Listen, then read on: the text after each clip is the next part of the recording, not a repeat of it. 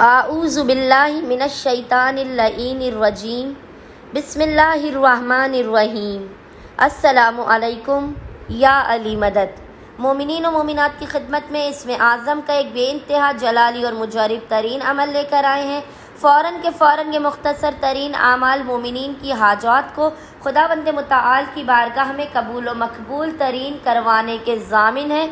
आपकी आफात, बलाओ, मुश्किलात और परेशानियों के ख़ात्मे की भी ज़ामिन है। मोमिनीन ने इसमें आज़म के इस जलाली व मुजरिब तरीन अमल का विर्द व वजीफ़ा करना है 8 ऑफ शव्वाल के पूरे दिन में किसी भी वक्त मोमिनीन इसमें आज़म के इस जलाली व मुजरिब तरीन अमल का वजीफ़ा करेंगे।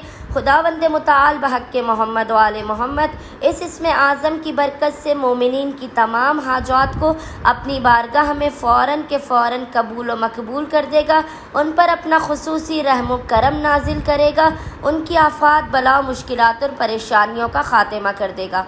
मोमिनीन ने करना यह है कि 8 ऑफ शव्वाल के पूरे दिन में किसी भी वक्त अव्वल व आखिर 3 मरतबा दुरूद के दरमियान में एक तस्बीह 100 टाइम्स 100 मरतबा मोमिनीन ने इस ज़िक्र की तिलावत करनी है, और वो ज़िक्र है या जलीलो या कदीर, या जलीलो या कदीर, या जलीलो या कदीर।